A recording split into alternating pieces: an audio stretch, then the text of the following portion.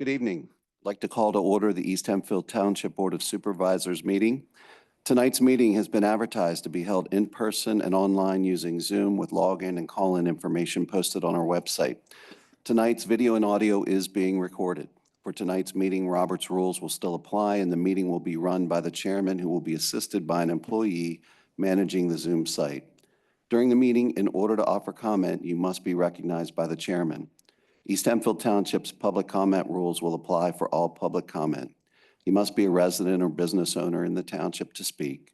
You must identify yourself by name and address before speaking and sign the guest log for meeting minute purposes or follow the chat procedure discussed for Zoom attendance.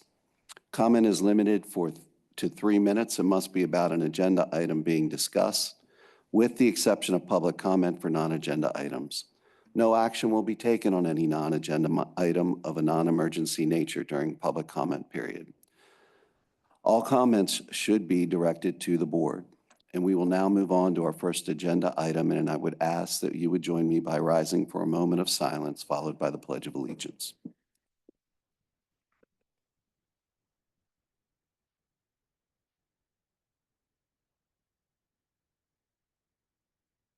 And now the pledge. I pledge allegiance to the flag of the United States of America and to the republic for which it stands, one nation, under God, indivisible, with liberty and justice for all.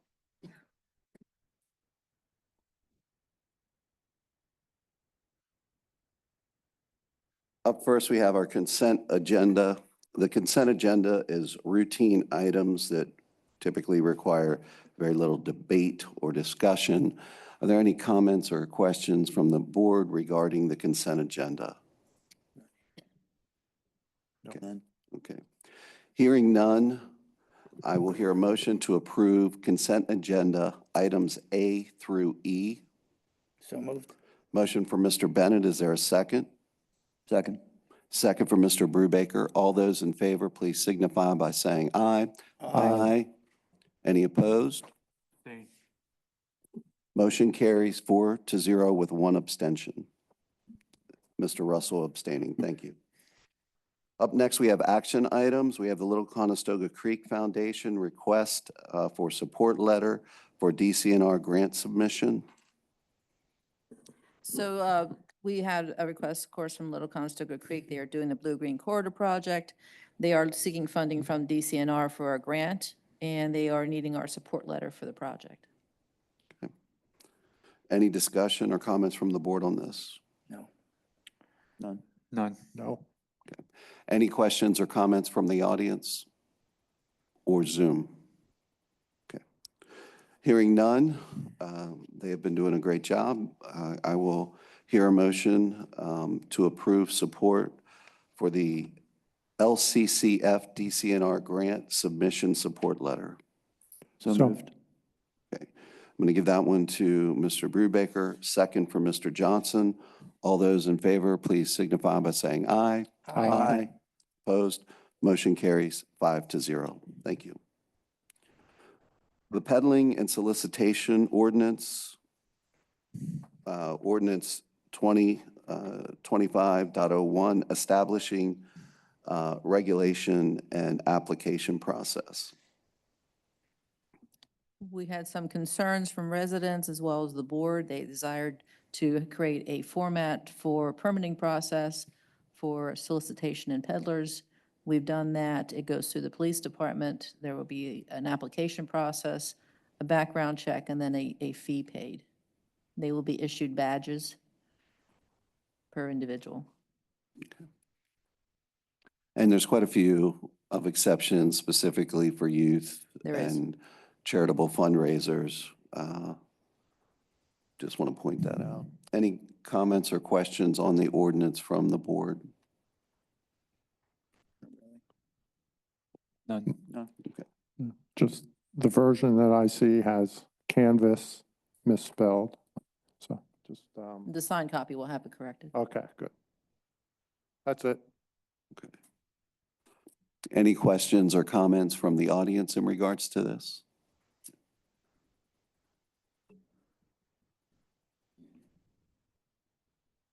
Brett Knar, 109 Clover Circle. The youth thing just struck me as a little bit funny because I'm waiting for the exterminating companies to start using 16 and 17-year-olds because those are all little children. So I'm just warning you, you might have to change that in the future. We'll react to it if that happens. But hopefully it's not the case, so. But you should be able to still get your Girl Scout cookies and all of those kinds of good things, so. And lemonade stands are not prohibited either. Okay. Any other comments or any comments from Zoom? Okay. Hearing none, is there a motion to adopt ordinance 2025.01 establishing regulation and application process for peddling or solicitation? So moved. Okay. Motion for Mr. Bennett. Is there a second? Second. Second for Mr. Johnson. All those in favor, please signify by saying aye. Aye. Any opposed? Motion carries 5-0.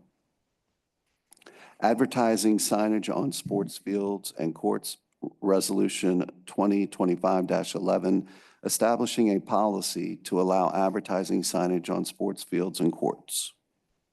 So we have, it's addressed in our zoning ordinance that it's permitted, but it has to come before the Board of Supervisors, as opposed to, or create a policy that stipulates what the criteria is, and it can be handled by staff, which is what this resolution does. It creates a policy that allows an applicant to come into staff, review it, and then it gets approved.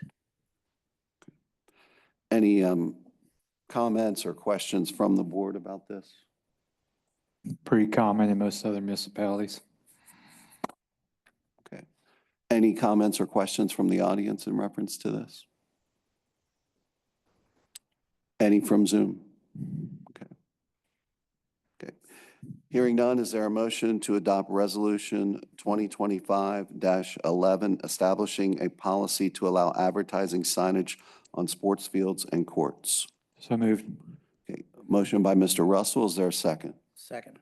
Second by Mr. Bennett. All those in favor, please signify by saying aye. Aye. Opposed? Motion carries 5-0. Thank you.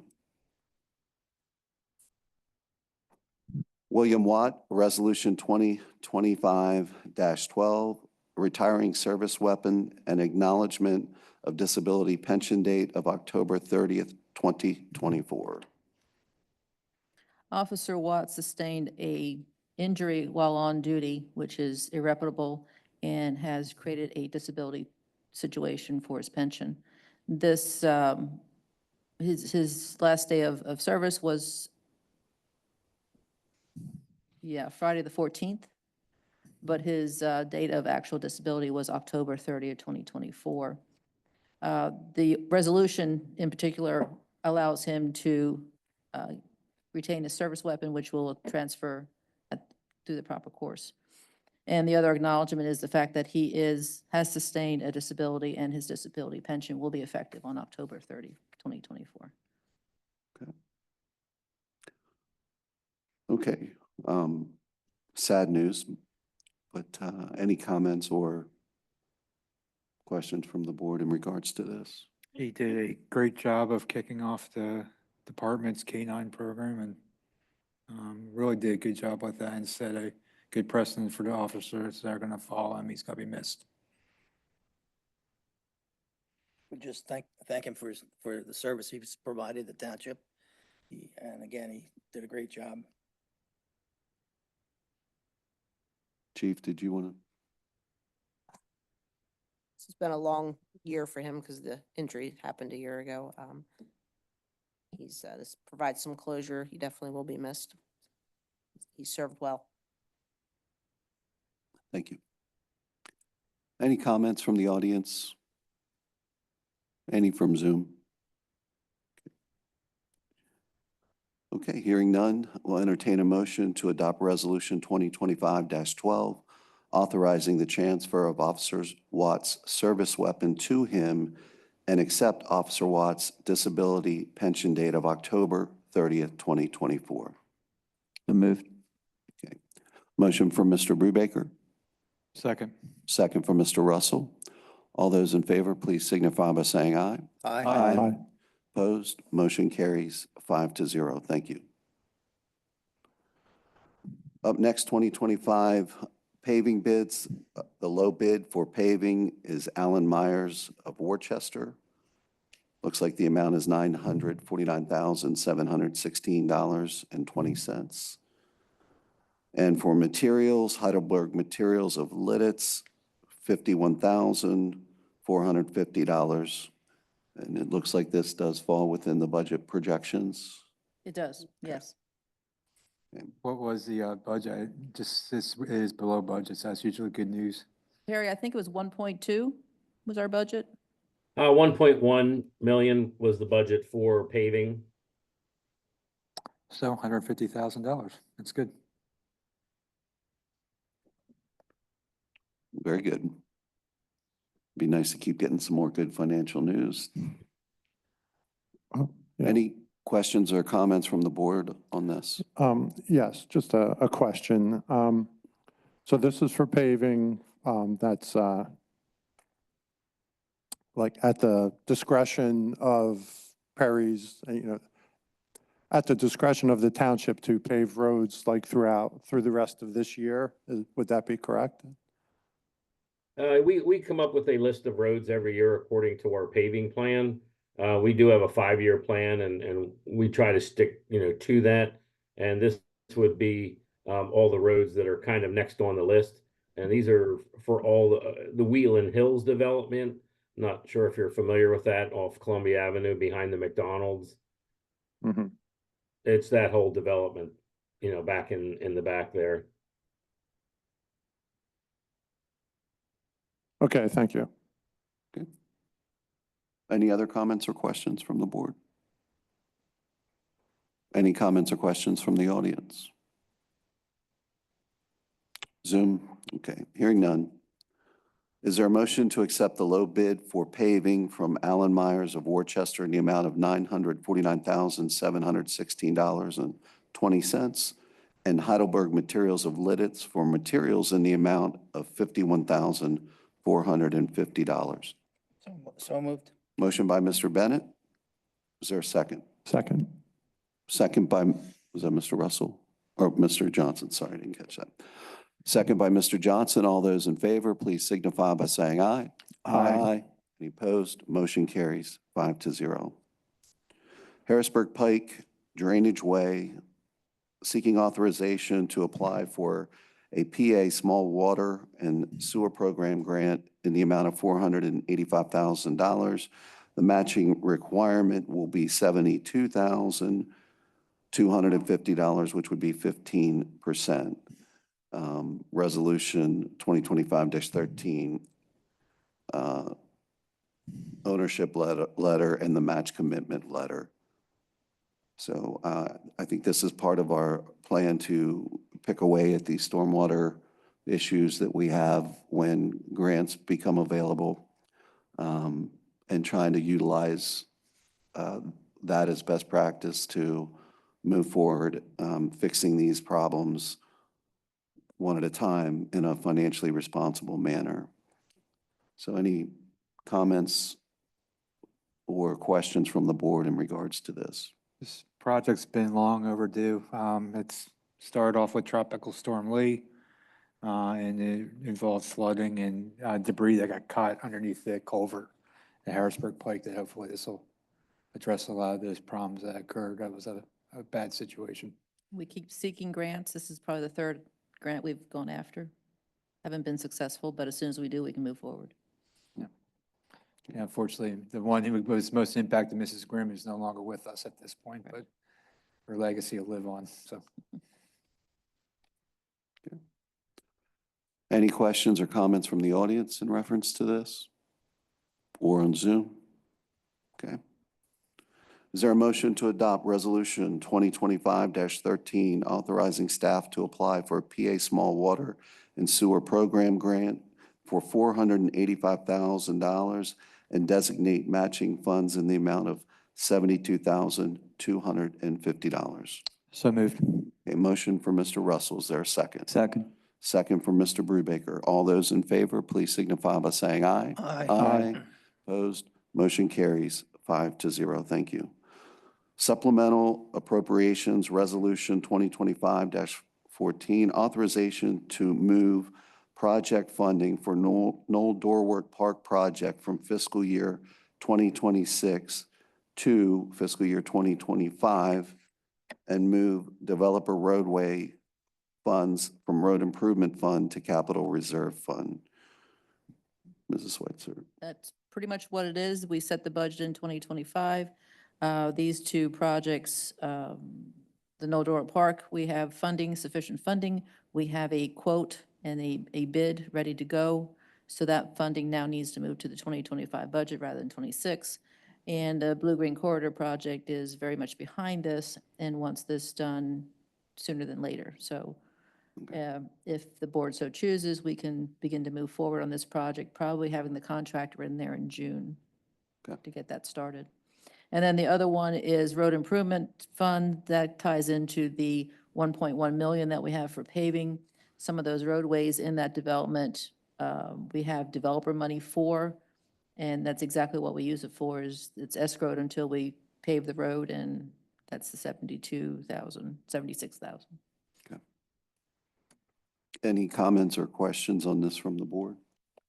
That's 76,000 more dollars into our capital reserve, which is a good thing. Right.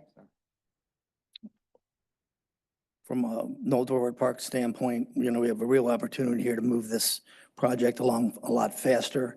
The staff has done a great job in laying things out, being economical, and improving the overall picture that will allow us to do this year. And hopefully we'll be able to have the park close to being completed by the end of 2025 instead of 2026.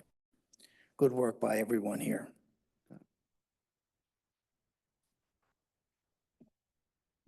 Any questions or comments on this from the audience? Any from Zoom? Okay. Hearing none, is there a motion to adopt Resolution 2025-14 which authorizes the moving of project funding for Knoll Dorwart Park project from fiscal year 2026 to fiscal year 2025 and move developer roadway funds from road improvement fund to capital reserve fund? So moved. Okay. Motion for Mr. Bennett. Is there a second? Second. Second for Mr. Johnson. All those in favor, please signify by saying aye. Aye. Aye. Any opposed? Motion carries 5-0. Thank you.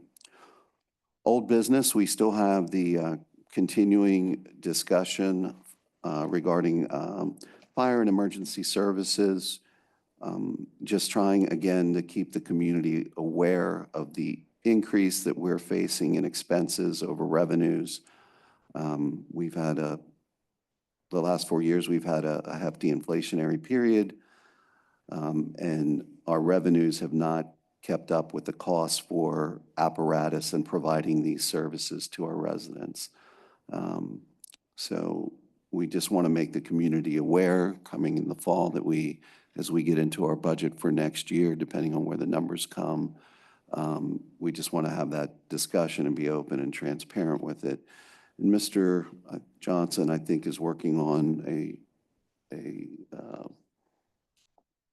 kind of a release from the Public Safety Committee, just sort of highlighting, some of the challenges that we have. Fortunately, after our last meeting, there was an article in the Lancaster newspaper that I'm looking at right now that was pretty much a good picture of what I thought we needed, which was like East Hempfield fire expenses added up to, and I should have written this down, but it's like, it showed 2010, 2015, 20, 23, and 25, and you can see very easily like there's quite a large increase. So that's a good example that we can use in the future for to demonstrate to the East Hempfield community how expenses have increased.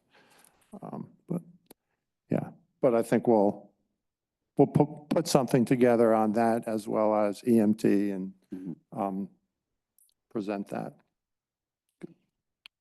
Additionally, the township newsletter will be coming out in a couple of weeks, and the front page article is all about our fire services. Good.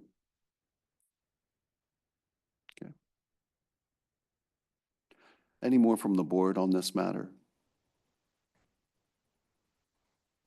Yes, sir.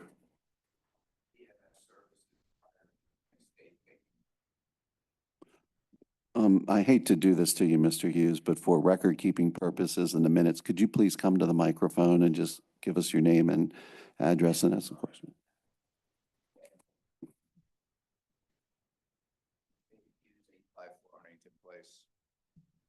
So what was the cost of EMS services before Penn State took it over?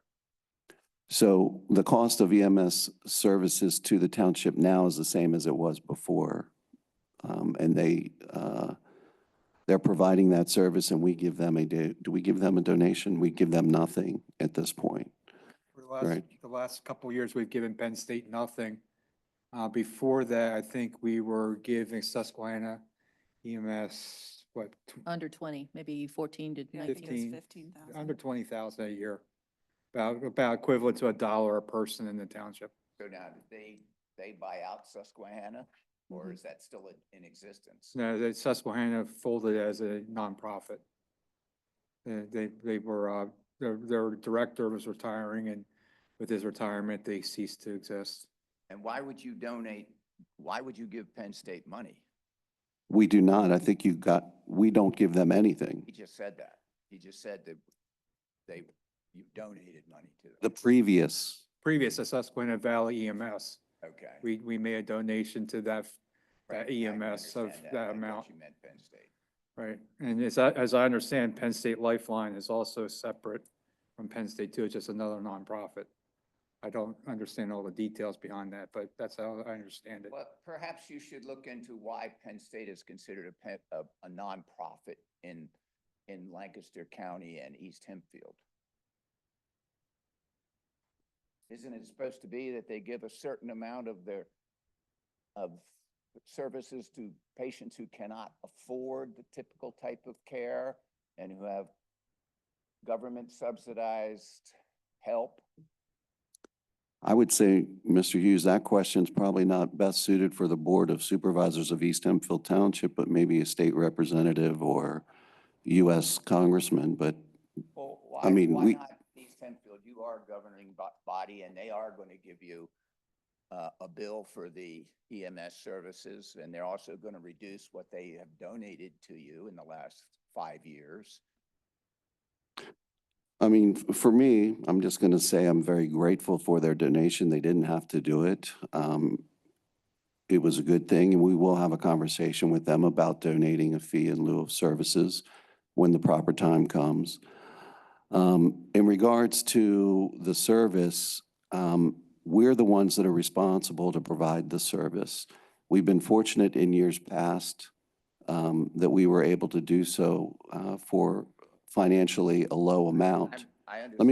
Let me finish.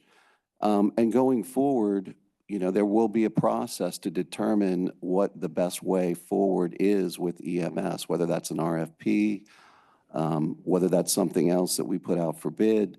It's just simply not going to be rewarded to somebody that dictates the rate. So there will be a procedure going forward once our current contract runs out.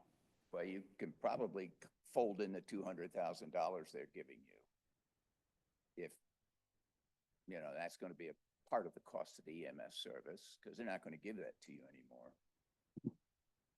Okay. So I say that you're spending the amount of time the police have to be there, the amount of time the fire companies have to be aware and have to be responsive to them. They're not paying for any of that. Unfortunately, Mr. Hughes, that's all of the medical facilities in the township. That's Only Lancaster. if they're not for profit. That is also for, we also have in there Penn Medicine, which does not pay any contributions other than a small fee in lieu of for their cancer center. We also have Pitt in our this too. Yeah, And at so least that Penn none of them, Medicine they does- all have nonprofit At status. least Penn And Medicine does do charity work. what's that? Look at and you don't look at the percentages presented in the papers, which somehow UPMC and Penn State looked like they were fantastic because they had higher percentages than Penn Medicine. When you look at the numbers, nowhere close. All I can speak is that we get a significant check each year from Penn State, and we get very little from Penn Medicine from a municipal perspective. So I'm thinking about the community of Lancaster.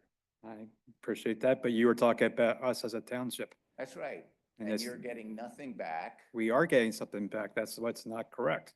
We are getting a payment each year from Penn State that they voluntarily offered to us. Yes, but I'm going to tell you, you're not going to get it anymore, are you?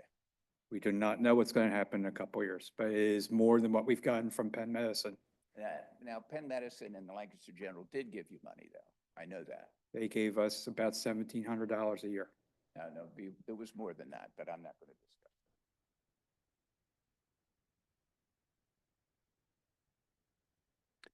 So, and I just want to be clear, this board is not against or for any hospital, period, whether it's Penn State or Penn Medicine. In fact, we're grateful to have two world-class facilities within our township. No doubt about it, East Hempfield Township is a great place to live, work, and do business. And having both of these facilities in our township is a blessing. So I'm grateful for both of them. Just wanted to make sure that that was clear. Do we have anyone else in reference to the old business discussion of emergency services? Anybody online? Okay. New business.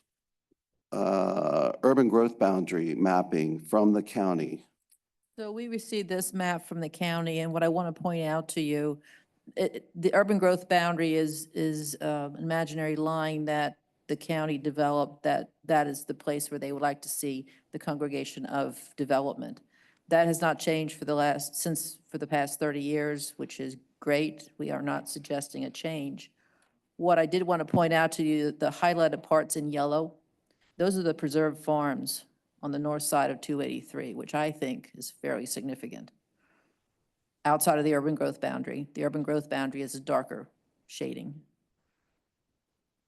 So those are all preserved farms. No action, just wanted to show it to you.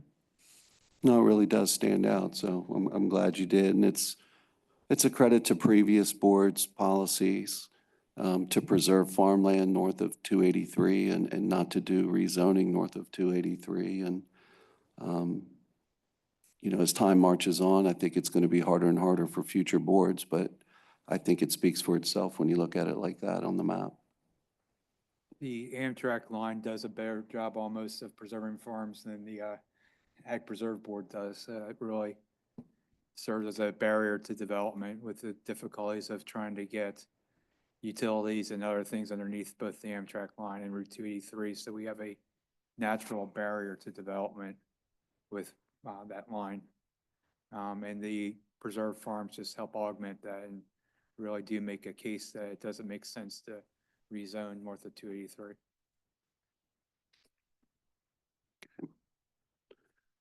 Any questions or comments from the board on this? None? Okay. Any questions or comments from the audience on this? Ma'am, did you have something? You do, I'm sorry.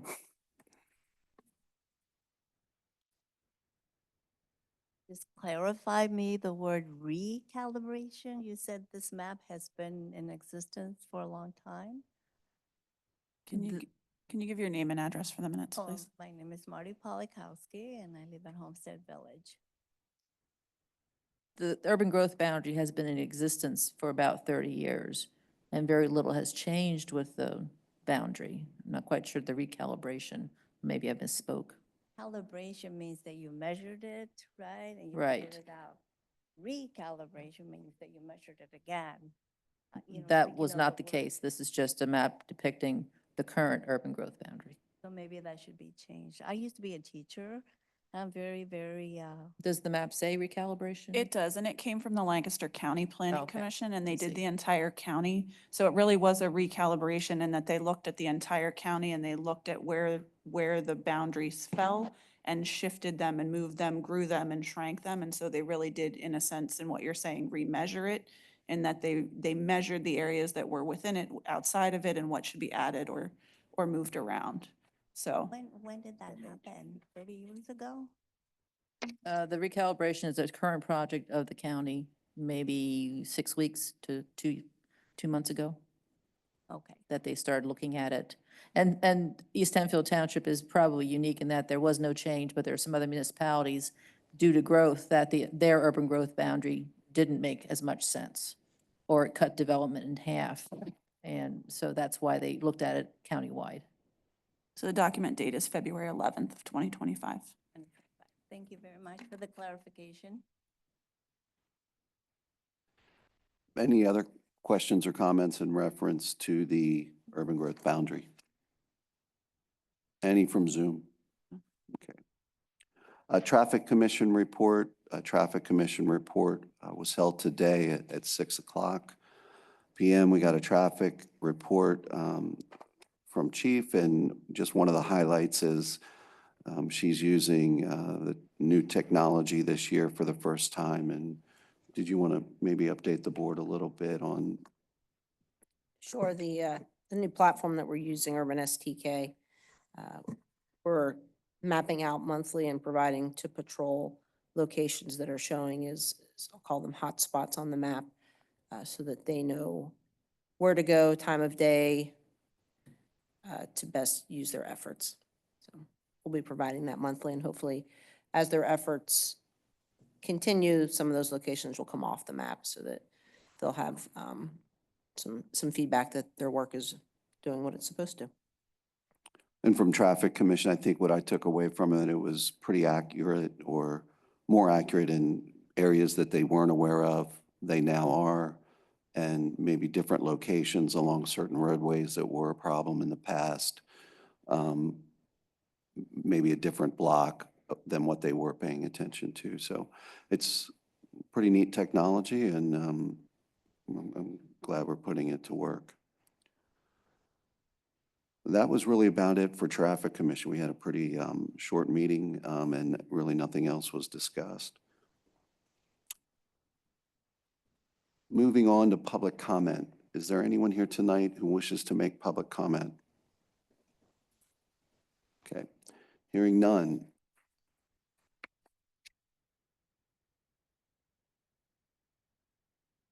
Managers report. So all our outside projects are gearing up and getting started with the warmer weather coming in. Nothing significant going on at Centerville Road. As I understand, the railroad closure went as well as could be expected and finished. And reopened a little bit early. Yes. They are now focusing their work on Route 30. We have a mid-July completion date, I believe, Mid-August completion. mid-August. Okay. Why do I have July? Oh, okay, updated was actually August? Yeah. Okay, They're hoping for earlier, but August is currently the outlook. okay. Same deal with the Old Orstown Road. I have not heard from the contractor, but we do still have a punch list that we need to work through on that as it warms up. The zoning hearing board meeting for the Colebrook Validity Challenge. The board was advised that our attorney is still working with their attorney, so hopefully we'll have something to look at in the coming weeks regarding a potential revised plan from them. The Route 72 and Lidditz Road is probably the highlight that has happened in the past 2 weeks. We had a pre-construction meeting, which means that the project is going to move forward. They're probably starting the end of the month, and they hope to have a flashing light signalized intersection at that intersection beginning of September. So that's great news. The talked about Mildora Park, Mr. Officer Watt, most of the other things we talked about. Nistley and Gloucester Basin, that's going to start up again on the 24th of March. We talked about the Harrisburg Pike drainage. We did have an MS4 meeting, a group meeting last Friday. Our engineer reviewed with us the new regulations for the MS4 permitting process. It's something that's going to be focusing on volume as opposed to sediment. As she explained it, not a whole lot of the regulations are clear. A lot of the work has to be done by the engineering firms and then submitted to DEP to complete our permit. There is a public comment period that closed today. And so hopefully, we submitted questions and comments, and hopefully those comments will then go to DEP, and they will look at the concerns and problems that this whole process presents. We don't know a whole lot yet of what's going to happen in terms of our existing credits, and if we can get any of those credits moving forward. We did have a Park and Rec meeting today as well. We talked about Noldora Park and the Church and Knoll property with the HYA group. So things are moving forward on both of those sections, now that the board has approved the Noldora Park project. And then we had a very short public safety meeting this evening, talked about a potential overtime process working through the police department. Okay. Oh, very good. Any comments on the, or questions regarding the manager's report? Okay. None. No. Okay, well, hearing none, if there's, yes, sir, Mr. Hughes, sorry, please.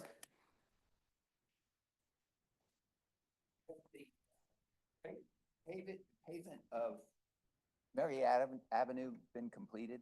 Are they at the final pavement? You mean in reference to the Centerville South project? Are you speaking of Centerville and Marietta? Battery. No, that's not in final pave. Okay, good. They're gonna get rid of the hump?